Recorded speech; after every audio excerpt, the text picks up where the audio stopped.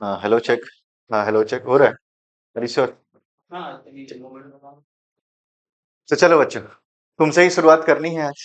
तो हम लोग बीपीटी पढ़ने वाले हैं। क्या पढ़ने वाले हैं भाई? तुम भी ध्यान देना भाई। फॉर एग्जाम्पल खत्म हो गया है। अच्छा, क्लास के बीच में जो है ना, जब हम मेन क्लास ले रहे होते हैं तो आपको रहना है उसमें। क्या होगा कि आपको ये पता रहेगा कि किस मोमेंट पे जो है ना हंसने वाली बात है, तो उसको कट कर करके डालना है अपने को। ठीक है, तो चलो भाई। तो बीपीटी पढ़ना है। क्या पढ़ना है अपने को? बीपीटी पढ़ना है। चलो देखो, सबसे पहले ये बात समझो कि हम बीपीटी किस लिए पढ़ रहे हैं, किस टाइप के क्वेश्चंस जो है ना हमारे बीपीटी से सॉल्व हो जाएंगे। पहले ये बात समझा देता हूँ मैं। मान लो ये ट्रायंगल है। क्या है? ये एक ट्रायंगल है। और बोला गया क्या कि ये लाइन जो है ना, जो यहां से स्टार्ट हुआ इस ट्रायंगल के इस साइड पे गया, ये पैरेलल है इस लाइन के। बोलो किस लाइन के? नाम तो दिया नहीं आपने कुछ। चलो अब नाम देते हैं। क्या नाम है? समझो पहली बात को। ये है ए, ये है बी, और ये है सी, ये है डी, और ये है ई। ठीक है, यहां तक कोई दिक्कत नहीं। अब बोला क्या जा रहा है कि DE is parallel to what? BC. DE is parallel to BC है, ये कहा जा रहा है। सुन रहे हो ना? D is what? Parallel to BC. अगर डीई पैरेलल है बीसी के, तो इसका मतलब ये है कि AD AD upon DB will be also equals to AE upon EC. ये बात समझ में आ गई क्या? हम थ्योरम आपको बाद में समझा देंगे, पहले उससे रिलेटेड जो क्वेश्चंस आते हैं उसको समझने की कोशिश करो। तो आपने क्या समझा कि जब भी किसी ट्रायंगल के अंदर में अगर ऐसा दिया हुआ है, एक लाइन दूसरे लाइन के क्या है? पैरेलल है, तो हम क्या करेंगे कि AD upon DB will be equal to AE upon EC हो जाएगा। ठीक, अच्छा, बहुत अच्छी बात। अब मैं आपसे क्या कह रहा हूं कि ये अगर 8 है, ये 16 है, और ये अगर 24 है, तो बताओ कि ये x क्या होगा? कैसे क्वेश्चंस कर सकते हो आप? तो बताता हूं कैसे करना है। तो आपको अभी हमने समझाया ना कि AD upon DB, AD upon DB लिखो पहले। AD upon DB will be equal to what? AE upon EC. ठीक है, एडी की जगह पे क्या लिखोगे? 8 लिखोगे क्या आप? तो 8 लिख दो। डीबी की जगह पे क्या लिखोगे? 16। अच्छा, एई की जगह पे क्या लिखोगे? एक्स। और ई सी के अंदर में क्या लिखोगे आप? 24। तुम्हें क्या निकालना है? एक्स। निकल जाएगा। ये 24 आके 8 से मल्टीप्लाई हो जाएगा, तो क्या हो जाएगा? X will be equal to what? 8 1 जा 8, 8 2 जा 16। तो 1 अपॉन 2 इंटू क्या करोगे? 24 will be equal to what? X. तो ये कैंसिल कर देगा। ये कितना हो जाएगा? 12। 12 हो जाएगा ना? रेहाना बोलो यार। सॉरी, ये क्या हो जाएगा? 12। तो X will be equal to what? 12। और वैसे भी आप देखो कि ये किस प्रोपोर्शनल में आना चाहिए था। तो left hand side right hand side क्या होना चाहिए था? इक्वल होना चाहिए था। तो 8 upon 16 will be equal to 12 upon 24। अब ये देखो, 8 1 जा 8, 8 2 जा 16, 12 1 जा 12, 12 2 जा 24, यानी 1 upon 2 will be equal to 1 upon 2। हो गया ना प्रूव? तो ये हमें क्या जानना था कि क्वेश्चंस कैसे सॉल्व होते हैं। क्लियर है यहाँ तक? कोई डाउट? अच्छा, अब मैं आपको बीपीटी का थ्योरम प्रूव करा रहा हूँ। 10th बोर्ड के पॉइंट ऑफ व्यू से ये बहुत ही ज्यादा इंपॉर्टेंट है। 10th बोर्ड के पॉइंट ऑफ व्यू से बहुत ज्यादा इंपॉर्टेंट है, आपके एग्जाम में आ ही सकता है। तो आप देख लो, क्योंकि कई बार ये क्वेश्चन आ चुका है। तो सबसे पहले तो इसका स्टेटमेंट लिखो। क्या है स्टेटमेंट? पढ़ो अपने उधर से, बताना मेरे को स्टेटमेंट क्या है। इफ अ लाइन, सुनो इधर, पहले पहले तो ट्रायंगल बना लो। देखो भाई,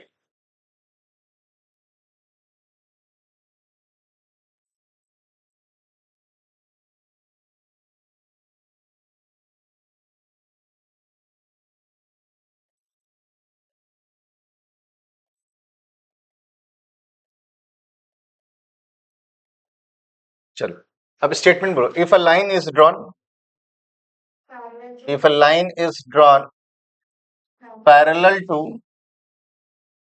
drawn parallel to one side of a triangle, one side of a triangle to intersect the other two side at two distinct point, other two sides at two distinct point,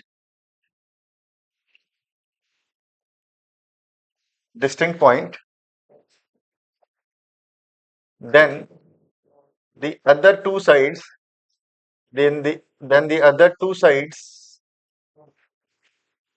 are divided in the same ratio, are divided in the same ratio, यही बोला गया है, कोई दिक्कत नहीं है। चल, ये स्टेटमेंट आपको याद होना चाहिए, एग्जाम में किसी तरीके से घुमा करके आपसे पूछा जा सकता है। ठीक है छोटू, तुझे भी करना है। चल, अब देखो, सबसे पहले हम क्या करेंगे ना, कंस्ट्रक्शन करेंगे। क्या करेंगे? कंस्ट्रक्शन करेंगे। तो यहां से कंस्ट्रक्ट करना शुरू करो। क्या कंस्ट्रक्ट करोगे भाई? ये लाइन जो कि इस पे परपेंडिकुलर हो और ये यहां से इस पे परपेंडिकुलर हो। ठीक है, फिर आपको यहां से इसको ड्रॉ करना है, इस पे एक ट्रायंगल बनाना है और ये इस पे ट्रायंगल बनेगा। ठीक है, थोड़ा सा यहाँ हमारा नीचे हो गया, आप सही से बना लेंगे। ठीक है, चलो अब देखो, ये इस पे परपेंडिकुलर है, ये इस पे परपेंडिकुलर है। ठीक है, अब हमें क्या करना है ना, इसका भी नाम रखना है। इसका नाम रख देते हैं। क्या नाम रखेंगे? इसका मान लो m रख दिया और इसका n रख दिया। ठीक है, क्लियर है यहाँ तक? अब तुम्हें करना क्या है, तुम्हें करना यह है कि तुम्हें एरिया ऑफ ट्रायंगल एडीई बताना है। बताओ, पहले हम क्या लिखते हैं, टू प्रूव, ये लिख लेते हैं भाई। ये सब सीबीएसई के ये है भाई, ये सब नॉर्म से समझ लो कि आपको लिखना ही लिखना है। टू प्रूव में क्या लिखना है कि टू प्रूव से पहले गिवन लिखो, सॉरी, गिवन क्या है वो लिख लो भाई। गिवन क्या है आपको? A triangle ABC and DE parallel to BC. अच्छा, टू प्रूव में लिखो। टू प्रूव में क्या लिखोगे? AD upon DB equals to AE upon EC, ये प्रूव करना है आपको। अच्छा, कंस्ट्रक्शन क्या किया आपने वो लिखिए एक बार। कंस्ट्रक्शन क्या किया आपने? तो DN perpendicular to AC, DN perpendicular to AC या एई लिख लो, और ईएम परपेंडिकुलर टू एडी, ये हो गया। And join what? BE and DC, BE and DC. यहां तक ठीक है? कोई दिक्कत नहीं है यहां तक? चल आगे देखते हैं, आगे बढ़ते हैं हम। तो क्या मैं यहां तक इसको हटा दूं, रब कर दूं मैं इसको, रब कर दूं, ये सारा पार्ट हटा दूं अब यहां से? चलो, ये जो स्टेटमेंट हमने लिखा था वो स्टेटमेंट को मैं हटाता हूं।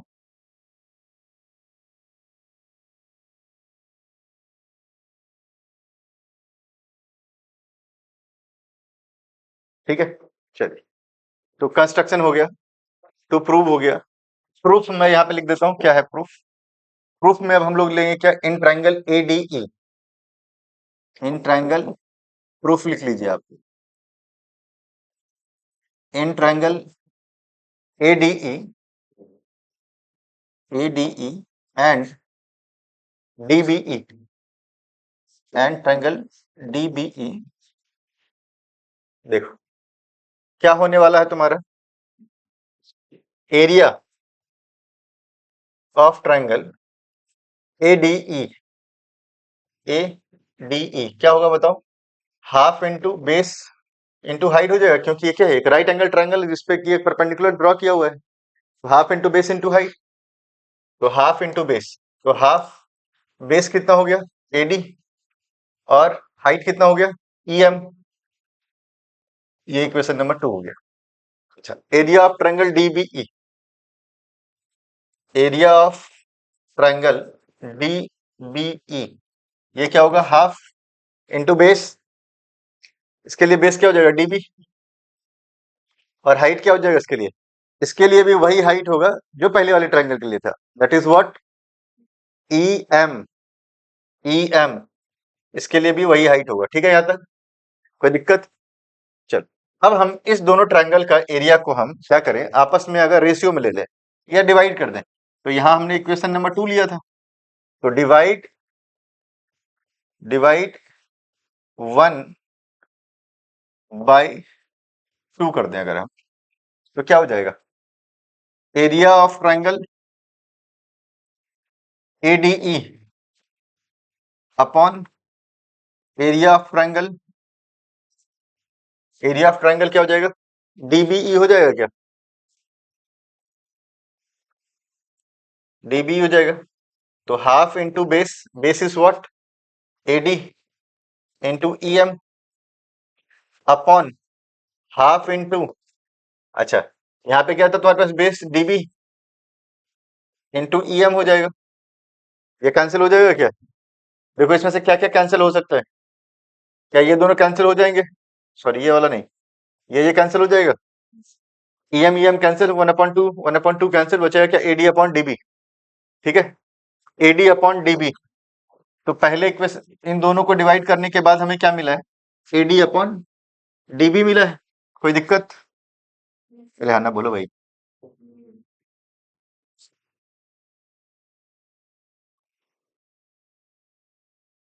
चलो, तो हमें यहाँ पे मिल गया क्या, एडी अपॉन डीबी, ये मिल गया हमें इक्वेशन नंबर 3।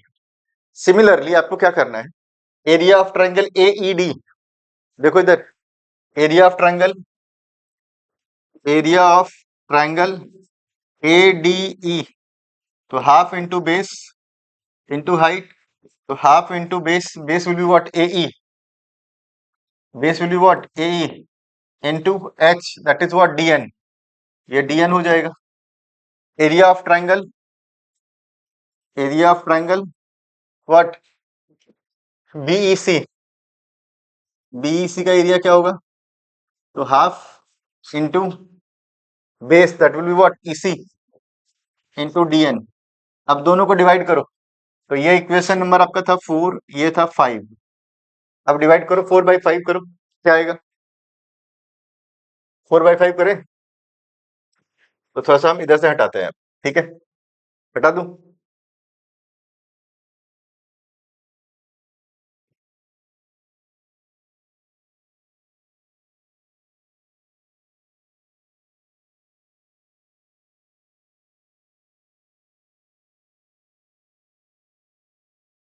देखो, अब देखो, तो क्या हो जाएगा, half into base, that is what, AE, sorry इसमें एडी था, नहीं नहीं एई था, ठीक है, एई इंटू डीएन था ना, DN upon half into EC into DN, तो देखो क्या क्या कैंसिल हो जाएगा फिर, हाँ ये वाला पार्ट कैंसिल, ये वाला पार्ट कैंसिल, बचेगा क्या तुम्हारे पास में, एई अपॉन ईसी बचेगा, तो ये क्या हो गया तुम्हारे पास में 6। तो तुम्हें अब तक क्या मिल चुका है, एड पहले वाले में मिला एडी अपॉन डीबी, ये मिला एई अपॉन सी, बोलो सर यही तो प्रूव करना था।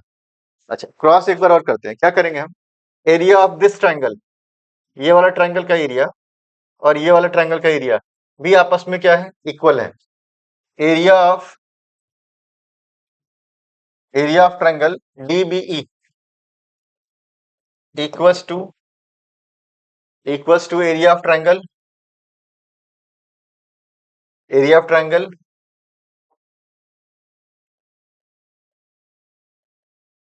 बीईसी, क्यों इक्वल है, area on the same base, area on the same base and between same parallel line, and between same parallel line, between same parallel lines, ठीक है, तो इन सब से इन सब से क्या मिलता है, AD upon DB equal to AE upon EC। Clear है? यहां तक कोई दिक्कत तुम्हें आता था? हो गया है। बाकी दो थ्योरम में से कोई ऐसा थ्योरम है जो नहीं आता है आपको? परपेंडिकुलर और टेंजेंट थ्योरम, चलो वो दोनों भी बता देता हूँ, एक बार फिर से सुन लो, एग्जाम में आने की प्रोबेबिलिटी हाई है, कल के एग्जाम में आ सकता है आपका। तो दूसरा क्या है आपका, परपेंडिकुलर थ्योरम है। थ्योरम नंबर 2 क्या है, पहले हम परपेंडिकुलर नहीं टेंजेंट करते हैं। देखो क्या है टेंजेंट थ्योरम, बहुत आसान है टेंजेंट थ्योरम, ठीक है। छोटू तुम भी करते जाओ साथ साथ में।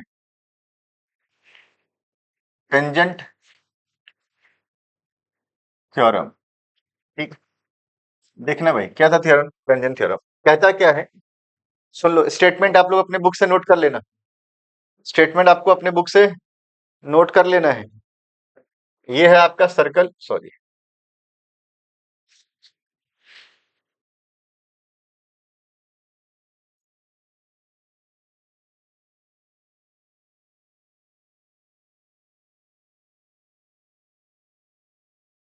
देखो भाई,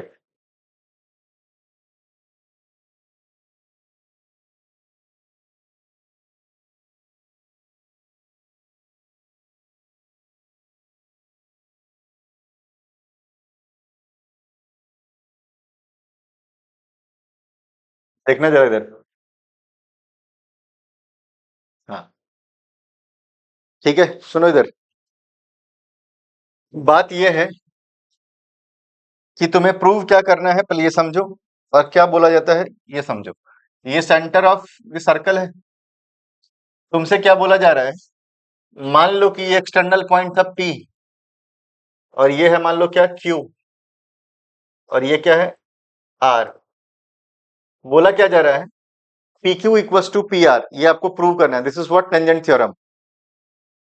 PQ equal to what, PR, यही आपको क्या करना है, प्रूव करना है। तो कैसे प्रूव करोगे PQ इक्वल टू PR, ये हम आपको बता रहे हैं, ठीक है, सुनिएगा ध्यान से। देखिए भाई, सबसे पहले लिखो कंस्ट्रक्शन, नहीं गिवन।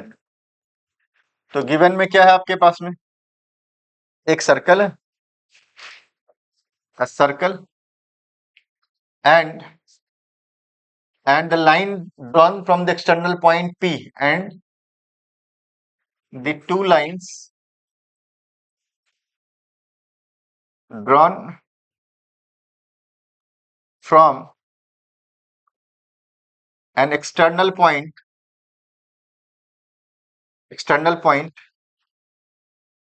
what P, यहां से ड्रॉ किया हुआ है, यस और नो।